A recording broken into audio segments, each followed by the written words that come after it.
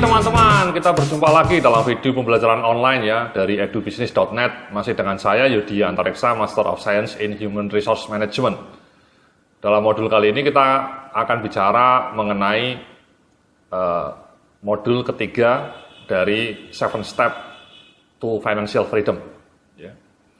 Jadi dalam modul pertama kita sudah belajar mengenai bagaimana membangun financial abundance mindset. Dan kemudian di modul kedua kita juga bicara mengenai how to design financial freedom roadmap. Ya. Nah di modul ketiga ini kita akan bicara mengenai satu topik yang sangat krusial dalam proses untuk meraih financial freedom, yakni sharpening your brain ya, and skills. Ini elemen kunci mas ya, bapak ibu-ibu ya. Jadi kekuatan otak itu adalah fondasi. Ya, kalau Anda mau menjadi sukses sebagai seorang pebisnis online misalnya, ya Anda harus punya skills, harus punya expertise dalam bidang bisnis online. Kalau Anda mau menjadi seorang konsultan manajemen yang hebat misalnya, ya Anda harus punya keahlian dalam bidang konsultasi manajemen. Ya. Jadi expanding your brain, ya. Sharpening your brain, ya. Mempertajam kekuatan otak Anda. Itu modal yang paling berharga ya untuk merubah nasib, untuk mengubah nasib. Modal yang paling berharga bukan uang, bukan koneksi, ya, bukan juga saudara gitu ya, tapi kekuatan otak Anda. Nah, mari coba kita lihat ya di screen di depan Anda ini, saya mencoba menanyakan satu pertanyaan krusial ya. Key competencies apa yang perlu dikuasai untuk mewujudkan your financial freedom goals. Ya. Jadi dalam modul sebelumnya saya minta untuk menuliskan financial freedom goals, ya financial goals. Anda juga sudah menjabarkan key success factors-nya. Sehingga pertanyaan saya adalah sekarang kompetensi kunci apa atau skills kunci apa yang harus Anda kuasai supaya goals Anda itu terwujud menjadi realitas. Tidak hanya mengawang-awang di langit ya, di plafon gitu ya mas ya. Hanya dibayangkan terus-menerus gitu ya. Tidak pernah dieksekusi. Kenapa tidak pernah dieksekusi? Karena mungkin Anda tidak punya skills-nya. Anda merasa tidak punya kompetensinya. Itulah kenapa kemudian dalam modul kali ini kita akan mencoba membedah ya, kompetensi-kompetensi kunci apa yang harus dikuasai supaya mimpi Anda itu, impian indah Anda itu bisa menjelma menjadi kenyataan. Nah, saya memberikan contoh nih, beberapa contoh ya. Di screen berikutnya ya, bisa Anda lihat ya. Misalnya di sini saya mencoba membayangkan bahwa kita akan mencoba membangun successful online course producer. Ya. Menjadi produsen kursus online yang sukses. Apa key skills-nya? Ya, bisa Anda lihat.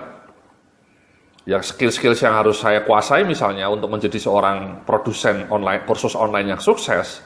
Yang pertama, saya harus menguasai keahlian dalam bidang course content ya, bagaimana mendesain konten-kontennya.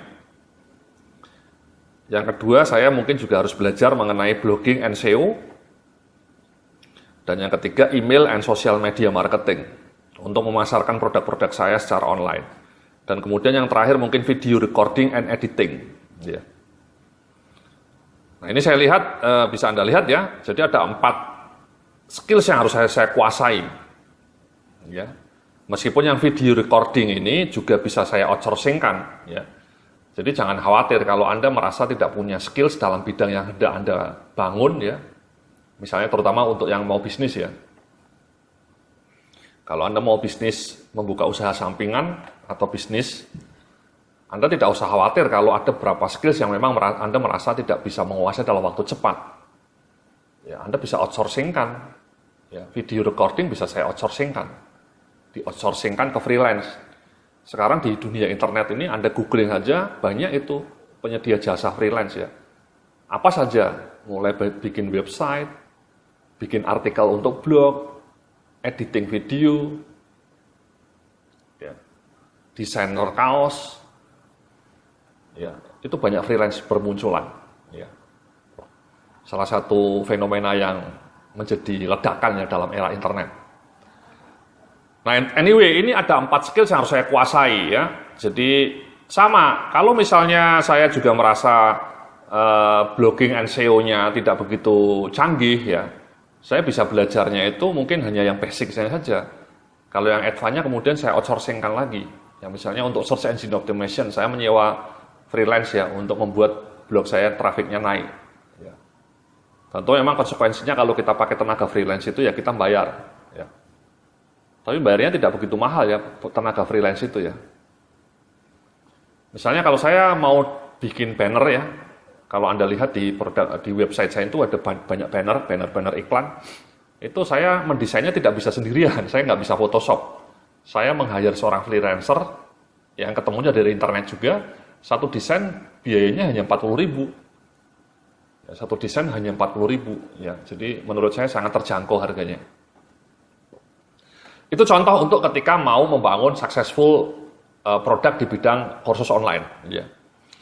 Nah, coba di contoh berikutnya, di screen berikutnya ini ya, di slide berikutnya Anda bisa lihat itu.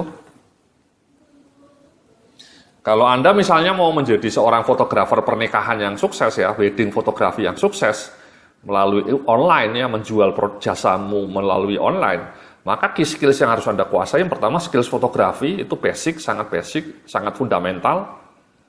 Tapi pada sisi lain Anda juga mungkin harus belajar mengenai blogging skills, email marketing, dan Facebook marketing.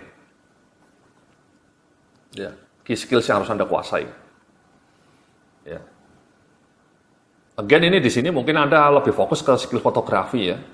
Blogging skill sama email marketingnya tetap bisa Anda pelajari ya, yang basic ya. Nanti saya cerita bagaimana menguasai ilmu yang secara cepat dengan membongkar basicnya ya.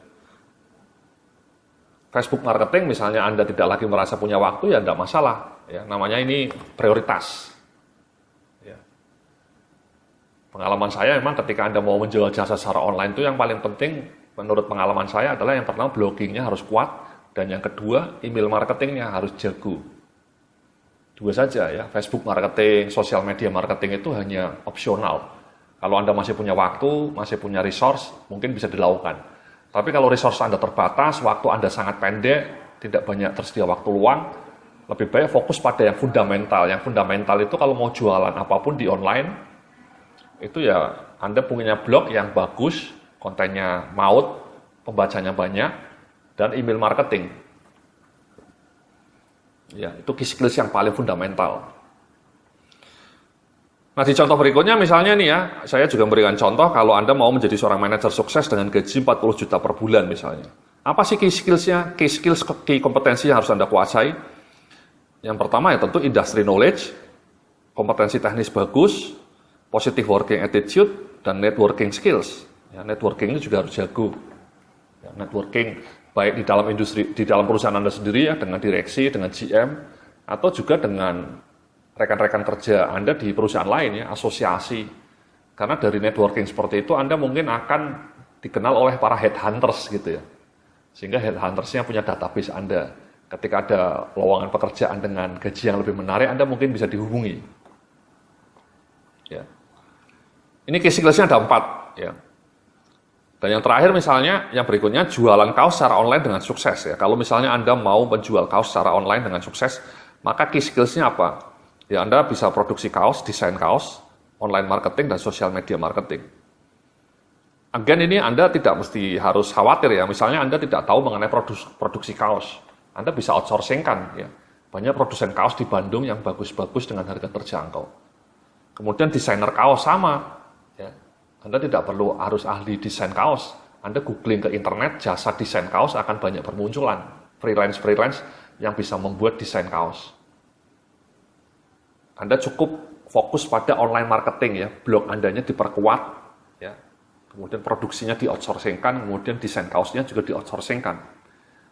Itu namanya kerja cerdas, kerja kreatif. Ya, Anda tidak usah harus dikuasai semua. Ini kemampuan untuk mencoba melacak outsourcing yang bagus, ya, melacak desainer yang bagus, Anda punya konsepnya, itu bagian dari kreativitas. Jadi meskipun Anda menyewa desainer, Anda sudah punya konsepnya. Ya. Tapi itu proses outsourcing. Jadi outsourcing ini sebenarnya dalam dunia online itu sangat banyak ya, freelance outsourcing, freelance ya. yang bisa mengerjakan apa saja yang kita mau. Itu sangat bagus ketika kalau Anda mau bisnis sampingan ya, sebagai seorang karyawan misalnya, mau buka bisnis sampingan, Anda tidak usah khawatir tidak menguasai ilmunya atau tidak punya waktu, karena banyak penyedia jasa yang akan membantu Anda mewujudkan ide Anda menjadi kenyataan. Ya. Nah itu jadi itu adalah key skill ya, key kompetensi ya. Jadi langkah Anda ketika Anda mau mencoba membangun impian Anda tadi, sekali lagi impiannya di breakdown, sudah bikin action plan, dan kemudian setelah bikin action plan Anda coba lacak kompetensi-kompetensi utama apa yang harus saya kuasai. Ya. Kadang-kadang orang bahkan kompetensi yang harus saya kuasai saja tidak tahu. Kenapa? Karena Anda tidak punya visi yang jelas mengenai rencana Anda mau ngapain. Kalau Anda sudah punya, misalnya tadi sekali lagi, misalnya Anda tadi mau jadi manajer yang sukses ya, skills-nya seperti ini ya. Anda kuasai, tadi ada 4, ya. Menjadi seorang pebisnis online ya Anda harus menguasai key skills tadi. Ya. Atau kalau misalnya Anda mau menjadi seorang trainer ya, profesi trainer juga menguntungkan. Ya, kompetensi yang paling kunci untuk Anda menjadi trainer itu ya tadi Anda punya training skills yang bagus. Tapi yang tidak kalah penting yang kedua, marketing skills. Ya. Anda bisa saja ahli training ya di kantor Anda. Anda kemudian mau menjadi trainer sendiri misalnya, buka perusahaan sendiri di bidang training, tapi kalau Anda tidak punya marketing skills ya Anda tidak akan dapat order. Ya, banyak teman saya resign, seorang trainer mau bikin training sendiri, tapi kemudian gagal karena tidak bisa mencari klien. Jadi marketing skills-nya tidak punya. Nah itu, jadi Anda harus menjadi seorang, kalau mau menjadi trainer yang punya perusahaan training sendiri, training skills-nya bagus, juga punya kemampuan marketing skills. Ya, jadi itu adalah ilustrasi bahwa Anda harus mencoba menguasai ilmu yang hendak Anda kembangkan yang sesuai dengan produk yang mau Anda kembangkan, yang bisnis yang mau Anda kembangkan. Ya. Jadi misalnya nih di slide berikutnya saya ngasih metode pembelajarannya ya. Jadi misalnya ini contoh ilustrasi saya ya. Ketika tadi saya bilang bahwa kompetensi inti yang mau saya kuasai adalah course content expertise. Keahlian menyusun materi-materi training atau materi kursus seperti yang Anda nikmati ini ya. Apa metode pembelajarannya ya? Saya banyak baca buku ya. Buku-buku saya banyak ya. Ya, kemudian majalah-majalah. Ya, kebetulan saya juga pendidikannya master di bidang manajemen, jadi mungkin membantu ikut seminar atau kursus tentang topik yang relevan gitu ya. Kemudian kalau mengenai ilmu blogging dan SEO, belajar dari mana? Ya saya belajar secara otodidak melalui googling, kemudian praktek dan eksperimen sendiri. Ya. Jadi emang lebih banyak belajar secara otodidak ya kalau saya ya, untuk mengenai blogging ini ya. Juga untuk course konten tadi saya juga lebih banyak belajar secara otodidak, membaca buku-buku sendiri ya. Buku saya banyak ya, ratusan jumlahnya. Kemudian kalau belajar ilmu email marketing dari mana? Ya, again belajar secara otodidak via googling, membaca blog-blog kelas dunia yang relevan. Ya, di slide berikutnya bisa Anda lihat ya. Kemudian praktek dan eksperimen sendiri. Ya. Jadi emang Google ini luar biasa, terus terang saya berterima kasih ya, saya selalu belajar banyak dari googling ya. Nah kadang-kadang banyak orang yang manja gitu ya, ketika bertanya mengenai email marketing langsung nanya saja ke, misalnya saya suka mendapatkan pertanyaan ya. Padahal pertanyaan-pertanyaan itu kalau diajukan ke Google, itu jawabannya akan banyak ya, ratusan jawaban akan muncul. Jadi kalau misalnya Anda punya laptop, Anda punya Google, praktis Anda bisa belajar apa saja, anything.